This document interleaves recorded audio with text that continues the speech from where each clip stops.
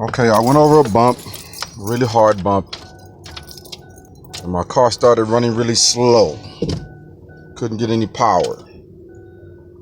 Now, this light is on. That little skid mark light. And now, everything, lights power up and everything, but I turn the key, I get nothing. Nothing. Something's wrong.